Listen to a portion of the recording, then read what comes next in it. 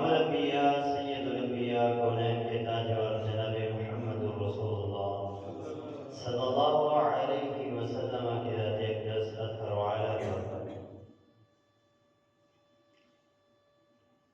برادران اسلام، بزرگوں، دوستوں، پردہ نشین ماؤں، بہن، بیٹیوں، مسلسل خطبات جمعۃ المبارک میں اللہ تعالیٰ کی توحید کے حوالے سے گزارشات جاری ہیں۔ آج کے خطبہ جمعۃ المبارک میں اللہ تعالیٰ کی کبریائی کے حوالے سے چند ایک باتیں آپ حضرات کے سامنے رکھی جائیں گی۔ حقیقی معنوں میں اللہ تعالیٰ ہمیں اپنی معرفت عطا فرمائے۔ اللہ تعالیٰ نے اپنا تعارف کروانے کے لیے، اپنی کبریائی کو اور اپنی بڑائی کو لوگوں کے سامنے رکھنے کے لیے اور اجاگر کرنے کے لیے انبیاء علیہ السلام کی ایک بہت بڑی فوج کو اس کائنات کے اندر مبعوث فرمایا۔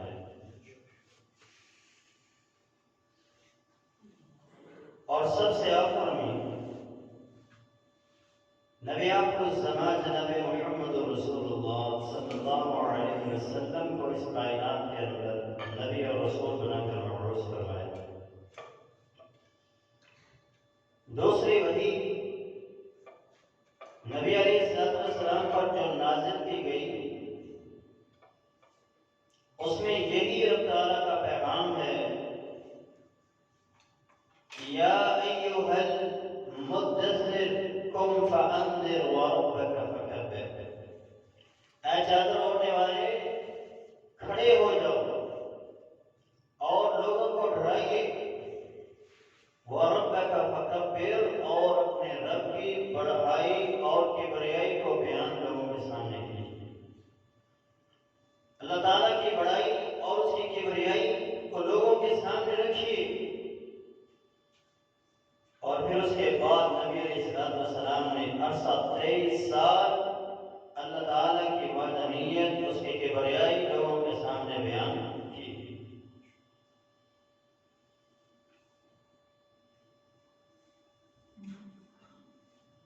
اور یہ ایسا سبق نبی علیہ السلام ہمیں دے کے گئے، اور یہ ایسا سبق ہے جو اللہ تعالیٰ ہمیں بار بار یاد کرواتے ہیں۔ ایک مسلمان دن میں 5 بار بلند آواز سے یہ صدا سنتا ہے، اللہ اکبر، اللہ اکبر، کہ سب سے بڑی اگر کوئی ذات ہے تو وہ اللہ کی ذات ہے، سب سے بڑی ذات اللہ کی ذات ہے۔ دن میں 5 بار مؤذن ہمیں یہ سبق یاد دلاتا ہے، اور پھر اس کے بعد ہر نماز کی اقامت کے اندر ہمیں یہ سبق دوبارہ یاد کروایا جاتا ہے، اور پھر جب ہم نماز شروع کرتے ہیں پھر بھی ہمیں یہی سبق دیا جاتا ہے،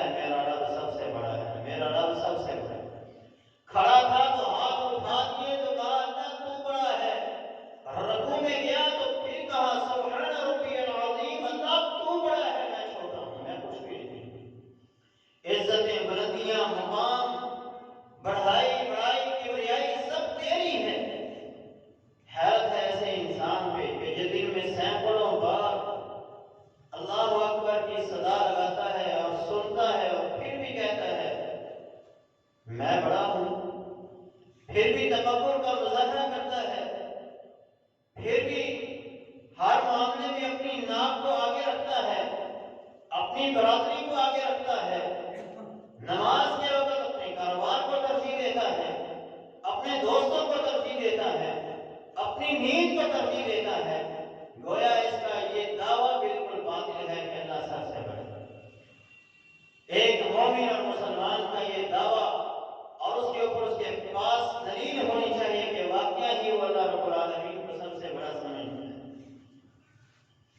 پھر بھی انسان اگر بھول جائے تو سال بعد اسے پھر یاد کروانے کے لیے عیدین کا موقع آ جاتا ہے۔ نماز عیدین میں بار بار وہ اللہ اکبر کی صدائیں لگاتا ہے اور اپنے ہاتھوں کو اٹھاتے ہوئے کہتے ہیں اللہ تو بڑا ہے۔ پھر وہ نماز جنازہ کبھی پڑھتا ہے، کوئی عزیز فوت ہو گیا، کوئی قریبی فوت ہو گیا، کوئی دوست فوت ہو گیا، کوئی مسجد کا نمازی، کوئی محلے دار فوت ہو گیا، جنازے میں شریک ہوا تو وہیں پہ بھی اس کو درس دیا گیا تو کچھ بھی نہیں ہے، جیسے آج یہ ہے کل کو تو نے بھی ایسے ہی ہونا ہے۔ بڑی ذات ہے تو وہ اللہ کی ذات ہے۔ انسان کو بار بار یہ سبق یاد کروایا جاتا ہے، صبح کرتا ہے تو پھر بھی وہ اذکار پڑھتا ہے، صبح کی اذکار، شام کی اذکار، نمازوں کے بعد وہ اذکار کرتا ہے، رات کو سوتا ہے تو پھر بھی وہ اللہ کی کبریائی کے کلمات اپنی زبان سے نکالتا ہے۔ یہ سبق جو بار بار سے یاد کروایا جا رہا ہے، اسی لیے کروایا جا رہا ہے کہ کہیں اس کے اندر تکبر نہ آ جائے، اس کے اندر تکبر اور بڑا پن نہ آ جائے۔ بڑی ذات ہے تو وہ صرف اللہ تعالیٰ کی ذات ہے۔ مختلف عبادات کے موقع پر بھی اللہ تعالیٰ نے اپنی کبریائی کے ترانے اپنی زبان سے ادا کرنے کا حکم دیا ہے۔ حج انسان کرتا ہے، روزے رمضان کے رکھتا ہے، قربانی کرتا ہے، ان موقعوں کے اوپر بھی اللہ تعالیٰ نے انسان کی زبان سے اپنی کبریائی کے کلمات نکلوائے ہیں۔ حج کرنے کے لیے جاتا ہے، اپنا شاہانہ لباس وہ اتار دیتا ہے اور لبیک اللہم لبیک لبیک لا شریک لک لبیک، یہ کلمات اس کی زبان سے نکلتے ہیں۔ وہ کہتا ہے شاہی میں نہیں ہوں، اعلیٰ میں نہیں، بلند میں نہیں، عزتوں والا میں نہیں، میں نے سب کچھ چھوڑ دیا، اے اللہ تو بڑا ہے۔ یہ کلمات اس کی زبان سے نکلتے ہیں۔ رب تعالیٰ فرماتا ہے وَلِتُكَبِّرُوا اللَّهَ عَلَى مَا هَدَاكُمْ وَلَعَلَّكُمْ تَشْكُرُونَ، یہ جو اللہ نے تمہیں سیدھا راستہ دکھایا، نیکی کے کام کرنے کی اللہ نے تمہیں توفیق بخشی ہے، ان نیکی کے کاموں کے کرنے پر تمہیں چاہیے کہ تم اپنے اللہ کی کبریائی کو بیان کرو۔ تمہارا اس کے اندر کوئی کمال نہیں ہے، تمہارے بس کی کوئی بات نہیں ہے، یہ توفیق تمہیں عنایت کرنے والا اللہ ہے اور وہ سب سے بڑا ہے۔ اسی طرح جب انسان اپنے جانور کو قربانی کا موقع ہوتا ہے یا عام کسی موقع کے اوپر وہ اپنے جانور کو ذبح کرتا ہے تو اس وقت بھی اسے یہی سبق دیا جاتا ہے تو بڑا نہیں ہے، بسم اللہ اللہ اکبر، بسم اللہ اللہ اکبر کا کلمہ اس کی زبان سے جب نکلتا ہے تو اس کا یہ عقیدہ اور اسے یہ شعور دے دیا جاتا ہے کہ تو بڑا نہیں ہے، بڑی ذات ہے تو اللہ رب العالمین کی ذات ہے اور وہ سب سے بڑی ذات ہے۔ اسی لیے سیدنا جابر رضی اللہ عنہ فرمایا کرتے تھے جب ہم اللہ کے رسول صلی اللہ علیہ وسلم کے ساتھ ہوتے، ہم کسی چڑھائی پر چڑھتے تو ہمیں اللہ کی کبریائی بیان کرنے کا حکم دیا جاتا اور پھر ہم جب چڑھائی چڑھتے تو ہم کہتے اللہ اکبر اللہ اکبر۔ اسی لیے علماء نے اس حدیث سے یہ بات اخذ کی کہ جب انسان سیڑھیاں چڑھتا ہے، اوپر کی طرف جاتا ہے یا کسی پل کے اوپر چڑھتا ہے تو اس کو چاہیے کہ وہ اللہ اکبر کہے، اور جب وہ نیچے آتا ہے تو اسے کہے، اس کو کہنا چاہیے سبحان اللہ۔ سیڑھیاں چڑھتے ہوئے اللہ اکبر، نیچے آتے ہوئے سبحان اللہ۔ تو یہ شعور ہمیں دیا جاتا ہے زندگی کے ہر موقع کے اوپر کہ سب سے بڑی ذات اللہ کی ذات ہے۔ انسان کبھی اللہ تعالیٰ کی کبریائی، اللہ تعالیٰ کی جنت کا تذکرہ یا کبھی کوئی خوشی کی خبر یا کبھی کوئی اس کو جہنم کے عذابات سننے کو ملتے ہیں، اللہ کی گرفت اللہ کی پکڑ کے بارے میں جب وہ سوچتا ہے اور سنتا ہے تو بے ساختہ اس کی زبان سے اللہ اکبر کی صدائیں نکلتی ہیں۔ نبی علیہ السلام کے پاس صحابہ جب جنت کا تذکرہ سنتے، اللہ کی نعمتوں کا تذکرہ سنتے، تو ان کی زبان سے بیساکھ کا نعرہ تکبیر بلند ہوتا۔ جب کوئی مسلمان بڑا ہوتا تو ان کی زبانوں سے اللہ اکبر کی کبریائی کے کلمات نکلتے، میدان جہاد کے اندر کھڑے ہوتے، بڑی بڑی فوجوں کے سامنے وہ نعرہ تکبیر لگا کر اللہ کی کبریائی کو بیان کرتے ہوئے کہتے، بڑے تم نہیں ہو، بڑی ذات اللہ کی ذات ہے جس کے مقابلے میں تم کچھ بھی نہیں۔ اسی لیے تاریخ اسلام میں ایسی ایسی جنگیں ہمیں پڑھنے کو ملتی ہیں کہ جہاں آٹے اور نمک کا مقابلہ بھی نہیں تھا، اتنے بھی صحابہ نہیں تھے، لیکن اللہ تعالیٰ نے انہیں فتح سے ہمکنار کیا۔ جنگ قادسیہ میں، جنگ موقع میں 3000 مسلمانوں کا مقابلہ 2 لاکھ فوج کے ساتھ ہوتا ہے، اور اللہ تعالیٰ مسلمانوں کو حفاظت وہاں سے نکلنے کا موقع دیتے ہیں اور انہیں ناکوں چنے چبوا دیے جاتے ہیں اور وہ بے بس ہو جاتے ہیں، اور اللہ تعالیٰ مسلمانوں کو وہاں سے فتح سے ہمکنار کرتا ہے اور باقا حفاظت کو مدینہ میں تشریف لاتا ہے۔ یہ اللہ کی کبریائی ہے کہ بڑی ذات جو ہے وہ اللہ کی ذات ہے۔ اسی طرح ایسے کلمات جسے ہم اجر و ثواب کے کلمات کہتے ہیں، ان میں بھی اللہ تعالیٰ کی کبریائی کے کلمات موجود ہیں۔ نبی علیہ السلام کے ساتھ ایک صحابی نماز پڑھ رہے تھے کہ انہوں نے نماز شروع کرنے کے بعد یہ کلمات کہے، اللہ اکبر کبیرا والحمد للہ کثیرا وسبحان اللہ بکرۃ واصیلا۔ نماز کے بعد اللہ کے رسول نے کہا یہ کلمات کس بندے نے کہے؟ ایک بندہ آگے بڑھ کر رسول یہ کلمات میں نے کہے ہیں۔ آپ نے فرمایا تیرے ان کلمات کے لیے آج آسمان کے سارے دروازوں کو کھول دیا گیا۔ یہ کلمات آسمان کے دروازوں کی طرف چڑھے ہیں، ان کے لیے آسمان کے دروازے کھول دیے گئے۔ اتنے مبارک کلمات ہیں، اور ان کلمات میں بھی یہی چیز ہے کہ اللہ سب سے بڑا ہے، اللہ سب سے بڑا ہے۔ ایک حدیث میں اللہ کے رسول نے فرمایا احب الکلام الی اللہ، اللہ کو جو کلمات، جو کلام سب سے زیادہ پسند ہے، محبوب ترین کلام ہے، وہ سبحان اللہ الحمدللہ اللہ اکبر لا الہ الا اللہ۔ یہ 4 کلمے اللہ کو بڑے ہی پسند ہیں۔ اور ایک حدیث میں نبی علیہ السلام نے فرمایا افضل الکلام بعد القرآن، قرآن کے بعد سب سے زیادہ فضیلت والے اور عظمت والے جو کلمات ہیں وہ یہی 4 کلمے ہیں۔ تیسری حدیث میں آپ نے ارشاد فرمایا خیر الکلام، بہترین کلام، افضل کلام، محبوب کلام اور بہترین کلام جو ہے اللہ کے ہاں یہ 4 کلمات ہیں۔ اسی طرح ایک حدیث میں آپ نے فرمایا ان اللہ اصطفى من الکلام سبحان اللہ والحمد للہ ولا الہ الا اللہ واللہ اکبر۔ اللہ تعالیٰ نے جن کلمات کو دنیا میں چن لیا، جو اللہ نے چنے ہیں کلمات، وہ یہ 4 کلمات ہیں۔ اگر غور کیجیے، جس چیز کو اللہ چن لے، جس چیز کو اللہ چن لے وہ چیز معمولی نہیں ہوتی، وہ چیز سب سے عظیم اور سب سے افضل ہوتی ہے۔ اللہ رب العالمین نے زمانوں میں سب سے جس زمانے کو چنا وہ خیر القرون کرنی اللہ کے رسول صلی اللہ علیہ وسلم کا زمانہ تھا، اس لیے اس زمانے میں اللہ رب العالمین نے اپنے محبوب نبی جناب محمد رسول اللہ صلی اللہ علیہ وسلم کو مبعوث فرمایا۔ امتوں میں سب سے بہترین امت جسے اللہ نے چنا وہ امت محمدیہ ہے۔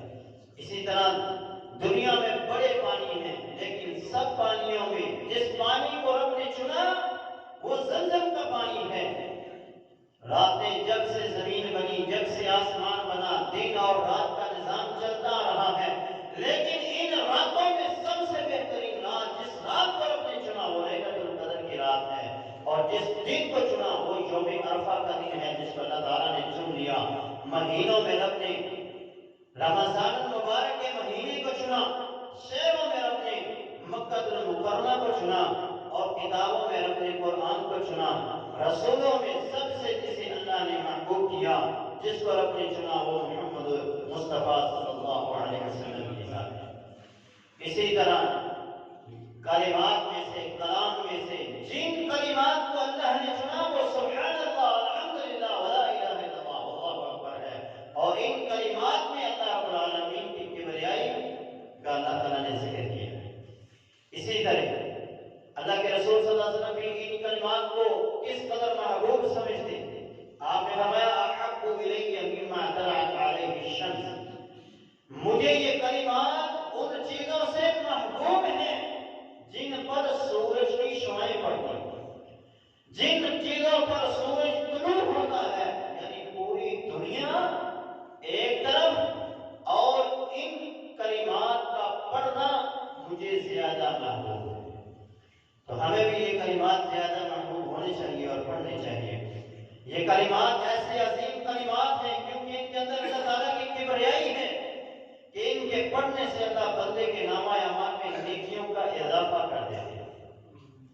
اللہ تعالیٰ ان کلمات کے ذریعے انسان کے درجات کو بلند کر دیتے ہیں۔ اللہ تعالیٰ انسان کے گناہوں کی مغفرت کر دیتے ہیں۔ سیدنا عبداللہ بن عمر رضی اللہ عنہ اس حدیث کے راوی ہیں، فرماتے ہیں اللہ کے رسول نے فرمایا ما علی الارض رجل، زمین پر کوئی بھی بندہ ایسا نہیں ہے یقول لا الہ الا اللہ، جو لا الہ الا اللہ پڑھے، اللہ اکبر وسبحان اللہ والحمدللہ، ان کلمات کو وہ پڑھتا ہے، الا کفرت عنہ ذنوبہ، مگر اللہ ان کلمات کی برکت سے اس کے گناہوں کو معاف کر دیتے ہیں۔ وَلَوْ كَانَتْ أَكْثَرَ مِنْ زَبَدِ الْبَحْرِ، اگرچہ اس کے گناہ سمندر کی جھاگ سے زیادہ کیوں نہ ہو، سمندر کی جھاگ سے زیادہ کیوں نہ ہو، اور سمندر ہے ایک حصہ زمین ہے اور 3 حصے سمندر کا پانی، اندازہ کیجئے اس کی جھاگ کتنی ہوگی، اس جھاگ کے برابر بھی اگر گناہ ہوں گے تو اللہ انسان کے ان گناہوں کو معاف کر دے گا۔ کیوں؟ کیونکہ اس میں اللہ کی یکتائی، اللہ کی پاکیزگی، اللہ کی تعریفات اور اللہ کی کبریائی ہے۔ تو جو بندہ اللہ کو ہر چیز سے پاک سمجھتا ہے، ہر عیب سے پاک سمجھتا ہے اور ہر قسم کی بڑائی اپنے رب کے لیے سمجھتا ہے، ایسے بندے کے گناہ کبھی بھی اس کے نامہ اعمال میں نہیں رہ سکتے۔ سیدنا ابو سعید خدری رضی اللہ عنہ اس حدیث کے راوی ہیں، فرماتے ہیں ومن قال اللہ اکبر، جس بندے نے اللہ اکبر کا کلمہ ادا کیا، کتب له 20 حسنہ، اس کے نامہ اعمال میں 20 نیکیاں لکھی جاتی ہیں، وحط عنه 20 سیئۃ، اور اس کے نامہ اعمال سے 10 گناہ بھی اس کے مٹا دیے جاتے ہیں۔ یہ کلمات اس قدر عظیم کلمات ہیں کہ انسان وہ عبادتیں اور جن عبادتوں کو وہ کبھی پہنچ نہیں سکتا، غریب انسان ان عبادتوں کے برابر اللہ ان کلمات کو پڑھنے کی وجہ سے بندے کو اجر عطا فرما دیتا ہے۔ مثال کے طور پہ حج کرنا ہر بندے کے بس کے اندر نہیں ہے، جس کے پاس مال ہے وہی حج کر سکتے ہیں۔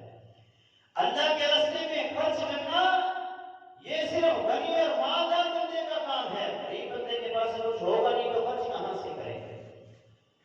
جہاد نہیں کر سکتا کیونکہ اس کے پاس مال نہیں ہے۔ تو صحابہ اللہ کے رسول کے پاس آئے، کہا ذهبت الدثور، اللہ کے رسول صلی اللہ علیہ وسلم مالدار لوگ ہم سے سبقت لے گئے، اجر و ثواب میں آگے بڑھ گئے، اللہ کے رسول ہمیں بھی کچھ بتلائیے کہ ہم وہ کام کریں تو ہم ان کے برابر اجر و ثواب میں پہنچ جائیں۔ تو آپ نے فرمایا جب نماز پڑھتے ہو تو نماز کے بعد 33 بار سبحان اللہ، 33 بار الحمدللہ اور 34 بار اللہ اکبر کہنا ہے۔ جب یہ کہو گے اللہ تمہیں ان امیر مالدار لوگوں کے برابر اجر و ثواب عطا فرمائے گا۔ وہ حج کریں گے تو حج کا اجر تمہیں ملے گا، وہ جہاد پہ جائیں گے تو جہاد کا اجر ملے گا، وہ اللہ کے راستے میں مال کو خرچ کریں گے تو اللہ ان کے برابر خرچ کرنے کا اجر و ثواب عطا فرمائے گا۔ دیکھیے سبحان اللہ، الحمدللہ، اللہ اکبر، یہ کلمات اللہ کی کبریائی اور یکتائی سے بھرے ہوئے ہیں، اسی لیے ان کلمات کے پڑھنے پر اللہ تعالیٰ بڑی بڑی عبادتوں کے برابر اجر و ثواب بھی عطا فرماتا ہے۔ ان کلمات کے جنت کے درجات کو حاصل کر لیتا ہے اور جہنم سے اپنے آپ کو محفوظ کر لیتا ہے۔ رسول اللہ صلی اللہ علیہ وسلم صحابہ میں تشریف فرما تھے، آپ نے فرمایا میرے صحابہ خذوا جنتکم، اے میرے صحابہ اپنی ڈھال کو پکڑو۔ صحابہ نے کہا اللہ کے رسول کیا ہم دشمن سے ڈھال پکڑے؟ فرمایا نہیں، خذوا جنتکم من النار، تم اپنی ڈھال پکڑو جہنم کی آگ سے۔ فرمایا اللہ کے رسول جہنم کی آگ سے ہم اپنے آپ کو کیسے بچا سکتے ہیں؟ فرمایا قولوا سبحان اللہ والحمد للہ ولا الہ الا اللہ واللہ اکبر، یہ اللہ کی کبریائی اور اس کی پاکیزگی کے کلمات ادا کرو، اللہ تمہیں جہنم سے محفوظ فرمائے گا۔ اور آگے آپ نے فرمایا فإنه يأتي يوم القيامة، یہ قیامت کے دن کلمات آئیں گے منجیات مقدمات، تیرے آگے چلتے ہوئے اور تیرے لیے نجات کا ذریعہ بن جائیں گے۔ وَهُنَّ الْبَاقِيَاتُ الصَّالِحَاتُ، اور یہ کلمات ایسی ہیں جو ہمیشہ باقی رہنے والی نیکیاں ہیں، یہ کبھی ختم ہونے والے کلمات نہیں ہیں۔ سیدنا ابو ہریرہ رضی اللہ عنہ کی حدیث ہے جس میں آپ نے فرمایا وَلَا كَبَّرَ مُكَبِّرٌ قَطُّ إِلَّا بُشِّرَ، جب بھی کوئی بندہ اللہ کی کبریائی کا کلمہ اپنی زبان سے نکالتا ہے تو اسے خوشخبری دے دی جاتی ہے۔ صحابہ نے پوچھا اللہ کے رسول یا رسول اللہ فی الجنہ، کیا اس کو جنت کی خوشخبری دی جاتی ہے؟ تو آپ نے فرمایا ہاں، اس کو جنت کی خوشخبری دی جاتی ہے۔ تو یہ کلمات اللہ کی کبریائی کے اور بڑائی کے ان کو ہمیشہ اپنی زبان پر جاری رکھا کریں، اپنی زبان کو اللہ کے ذکر سے تب رکھا کریں۔ ان کلمات کے پڑھنے کے بڑے فوائد ہیں، بے شمار فوائد ہیں، لیکن یہاں ہمارا جو مضمون ہے اللہ کی کبریائی، اللہ کی کبریائی کو سمجھنے کے لیے کہ اللہ کس قدر بڑا ہے، اللہ کی ذات کتنی بڑی ہے، اس کے لیے ہمیں اللہ کی مخلوقات کو دیکھنا پڑے گا، اللہ تعالیٰ کی کارکردگی کو دیکھنا پڑے گا، اللہ کی بنائی ہوئی مخلوق کو دیکھنا پڑے گا کہ یہ کتنی بڑی مخلوقات، اس کو بنانے والا کتنا بڑا ہے۔ زمین جس پر ہم رہتے ہیں یہ اسی اللہ کے حکم کے تابع ہے، جس نے کل کہا تو یہ زمین اور آسمان پھٹ گئے، آسمان زمین سے جدا ہو گیا اور زمین پانی کے اوپر کھڑی ہو گئی۔ زمین ہلنا شروع ہوئی تو رب نے پہاڑ زمین پہ میگھوں کے لیے گاڑ دیے تاکہ یہ زمین ہلے۔ پھر رب تعالیٰ کی ذات نے ان کی مرمت کی، زمین کو برابر کر دیا، آسمان کو درست کر دیا۔ رب تعالیٰ کے حکم کے تابع یہ زمین، جو وہ اللہ حکم دیتا ہے وہی یہ زمین کرتی ہے۔ یہ زمین جس پر ہم رہتے ہیں، اگر کوئی چلنا چاہے تو اس کی زندگی میں یہ زمین ختم نہیں ہوتی، بہت بڑی زمین، اور اس سے کھڑے ہو کے ہم چاند کو دیکھتے ہیں، زمین سے چاند 10 لاکھ گنا بڑا ہے، جو ہمیں ایک فٹ بال کی طرح نظر آتا ہے۔ زمین سے سورج 50 لاکھ گنا بڑا ہے، یعنی 50 لاکھ ایسی زمینیں ہوں تو پھر ایک سورج کے برابر ہوگا۔ سورج سے بڑی مخلوق اللہ کی سیارے ہیں۔ سائنسدانوں نے جو ریسرچ کی ہے اس کے مطابق ایک سیارہ جو سب سے چھوٹا ہے اس کے مقابلے میں سورج ایسے ہے جیسے ایک نقطہ ہوتا ہے، جس طرح ہم کوئی پین کے ساتھ یا کسی قلم کے ساتھ نقطہ لگاتے ہیں، ایک نقطہ ہے سورج ایک سیارے کے مقابلے میں، سیارے سے بڑی پھر کہکشائیں ہیں، کہکشاؤں سے بڑے پھر کرسٹل ہیں، کرسٹل سے بڑے پھر سپر کرسٹل ہیں، اور یہ سب کچھ اللہ نے رکھا ہے اس فضا کے اندر جو آسمان سے نیچے ہے اور زمین سے اوپر۔ دور سے ہم جب کسی چیز کو دیکھتے ہیں تو ہمیں چھوٹی لگتی ہے، آسمان پہ ہم سورج کو دیکھتے ہیں تو وہ ایک فٹ بال کی طرح ہمیں نظر آتا ہے۔ اندازہ کیجئے جس آسمان کے نیچے رب نے اس زمین سے 50 لاکھ گنا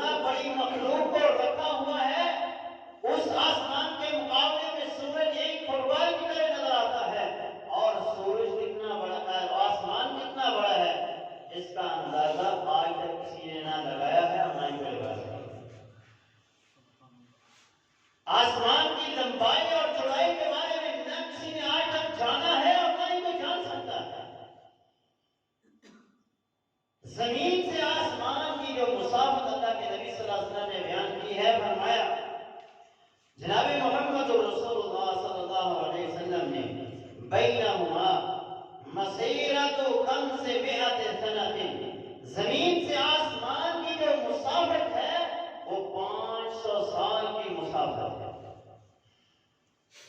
اور پھر آگے فرمایا وَمِن كُلِّ سَمَاءٍ إِلَى السَّمَاءِ، ایک آسمان سے دوسرے آسمان کی مسافت جو ہے مسیرت خمس مئت سنۃ، وہ بھی 500 سال کی مسافت ہے۔ اور آگے فرمایا وَقِسَمُ كُلِّ سَمَاءٍ، ہر آسمان کی جو موٹائی ہے وہ بھی 500 سال کی مسافت کی ہے۔ 500 سال کی مسافت کی اس کی موٹائی ہے۔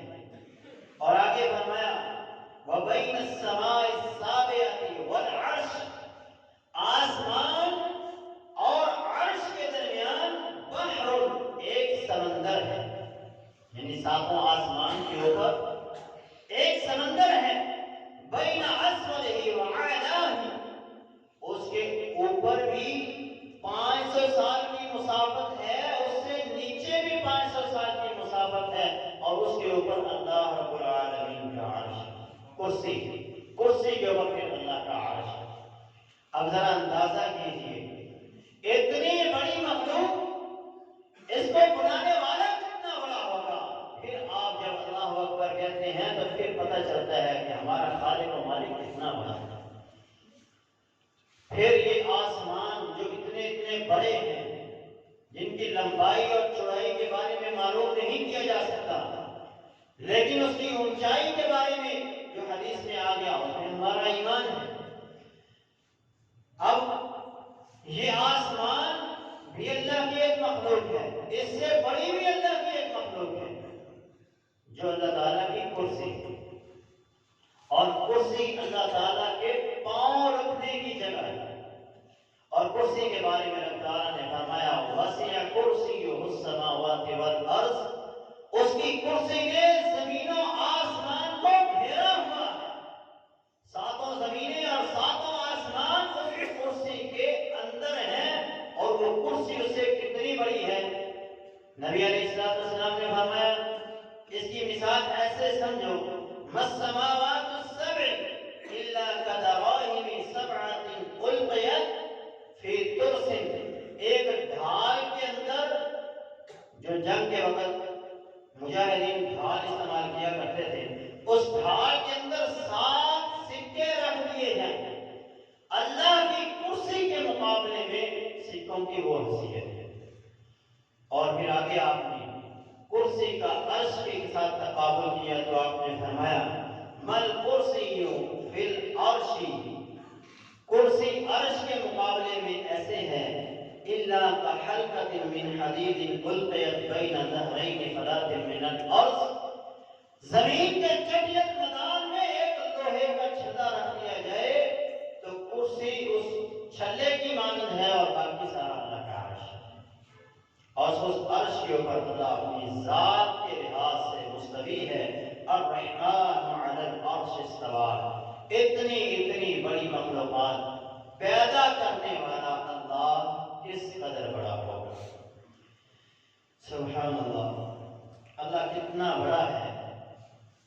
نبی علیہ السلام نے ان آسمانوں اور زمینوں کے بارے میں فرمایا قیامت کا دن ہوگا، اللہ فرماتا ہے یوم نطوی السماء کطی السجل للکتب، یہ آسمان جو اتنے موٹے اور اتنے اونچے ہیں، 500 سال جن کی مسافت ہے ایک ایک آسمان کی اونچائی کی اور ایک ان کی موٹائی کی، یہ ساتوں آسمان قیامت کے دن ایسے ہوں گے جس طرح تم اوراق کو لپیٹ دیتے ہو، اس طرح اللہ رب العالمین ان کو لپیٹ دیتے ہیں۔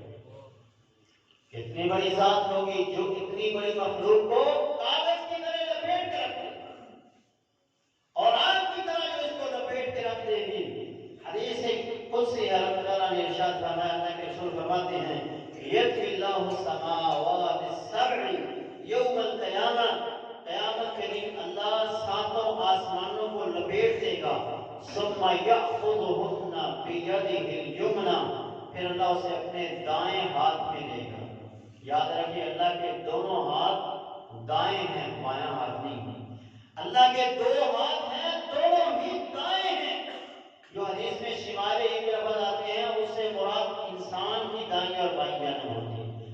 کے دو ہاتھ ہیں اور دونوں ہاتھ ہی دائیں ہاتھ ہیں. اللہ رب العالمین اپنے ایک دائیں ہاتھ میں ساتوں آسمانوں کو لپیٹ کر پکڑ لے گا اور پھر کہے گا انا الملک، میں بادشاہ ہوں. این الجبارون این المتکبرون، کہاں ہے زمین کے سرکش حکمران جو اپنے آپ کو بڑا کہتے تھے؟ آئے میرے سامنے. کوئی آواز نہیں آئے گی.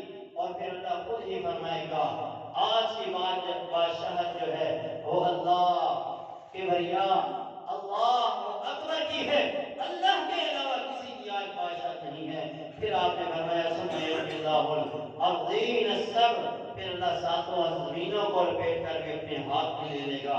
صحیح بخاری کی ایک حدیث میں ہے، آپ نے ارشاد فرمایا اللہ قیامت کے دن ایک انگلی کے اوپر آسمانوں کو رکھے گا، ایک انگلی کے اوپر اللہ زمین کو رکھے گا، ایک انگلی کے اوپر اللہ درختوں کو رکھے گا، ایک انگلی کے اوپر اللہ پانی کو رکھے گا، اور ایک انگلی کے اوپر اللہ ساری مخلوقات کو رکھے گا. ذرا اندازہ کیجیے اللہ اکبر کہ ہمارا رب کتنا بڑا ہے، وہ کتنی بڑی ذات ہے. اسی لیے ہم ہر وقت اور ہر موقع پر کہتے ہیں اللہ اکبر، ہمارا رب سب سے بڑا ہے. اللہ تعالیٰ کی مخلوقات کو جب ہم دیکھتے ہیں تو فرشتے بھی ہمیں اللہ کی مخلوقات میں سے ایک مخلوق نظر آتے ہیں. یہ بھی بڑی بڑی جسامت والے ہیں، کتنی کتنی ان کی جسامت ہے.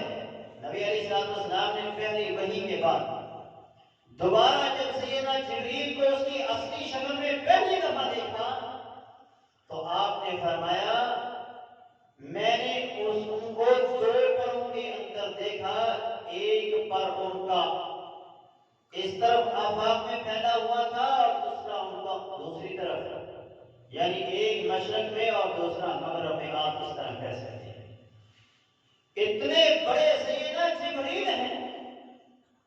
آپ اندازہ کیجیے اللہ نے انہیں کس قدر قوت طاقت سے نوازا ہوگا جو ساتوں آسمانوں سے آنکھ جھپکنے میں زمین پر آ جاتے ہیں اور زمین سے آسمانوں میں چلے جاتے ہیں، جن کی مسافت آپ نے ابھی سنی کہ 500 سال کی مسافت زمین سے آسمان کی. پھر ایک آسمان کی موٹائی 500 سال، پھر اسی طرح ہر آسمان کی چوڑائی لمبائی جو ہے اونچائی جو ہے وہ 500 سال کی.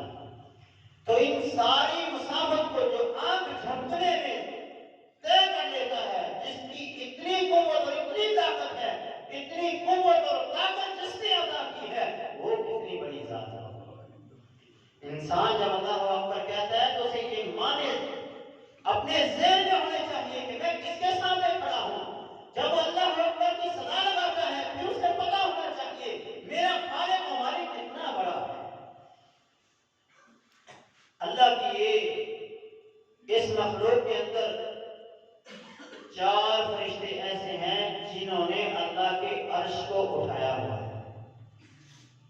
ان میں سے ایک کی جسامت اللہ کے رسول نے بیان فرمائی اور کہا کہ وہ اتنا بڑا ہے کہ اس کی کندھے سے لے کر کان کی لو تک کا جو فاصلہ ہے وہ 700 سال کی مسافت ہے. پاؤں کے تلوے سے لے کر اس کے ٹخنے تک کا جو فاصلہ ہے وہ بھی 700 سال کی مسافت ہے. اور آپ نے فرمایا میں نے اس فرشتے کو دیکھا کہ اس نے اپنے سر پہ اللہ کے عرش کو اٹھایا ہوا ہے، اس کے پاؤں جو ہے وہ 7 زمینوں کے نیچے ہیں. اتنی بڑی مخلوق پیدا کرنے والی ذات کون ہے؟ وہ اللہ کی ذات ہے، اللہ کے علاوہ کوئی ذات نہیں. نبی علیہ السلام نے جہنم کا تذکرہ کیا کہ جہنم بھی اللہ کی مخلوق ہے، جنت بھی اللہ کی مخلوق ہے. یہ کتنے بڑے ہیں اس کا اندازہ آپ اس چیز سے لگا سکتے ہیں. جب یہ آیا مبارکہ نازل ہوئی یوم تبدل الارض غیر الارض والسماوات وبرزوا للہ الواحد القہار. سیدہ عائشہ کہتی ہیں اللہ کے رسول جب قیامت کے دن اللہ زمین کو بدلے گا تو اس وقت مخلوقات کہاں ہوں؟ اعتراض کیا. نبی علیہ السلام نے فرمایا ہم علی الصراط. اس وقت ساری کی ساری مخلوقات جہنم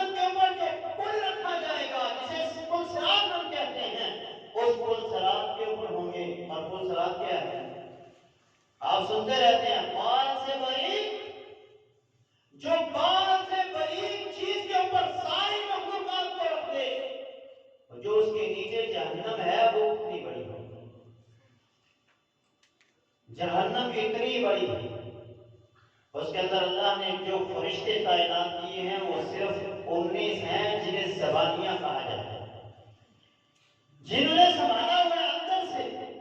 لیکن قیامت کے دن اسی جہنم کو جب لایا جائے گا اور جب یہ آ رہی ہوگی اور دھاڑے مارتی ہوئی آ رہی ہوگی اور اس کو زنجیروں سے جکڑا ہوا ہوگا، ایک دو زنجیر نہیں، فرمایا 70,000 زنجیریں اس کو ڈالی جائیں گی، اور ہر زنجیر کے ساتھ 70,000 فرشتہ ہوگا، جو جس کی 4,90 کروڑ تعداد بنتی ہے۔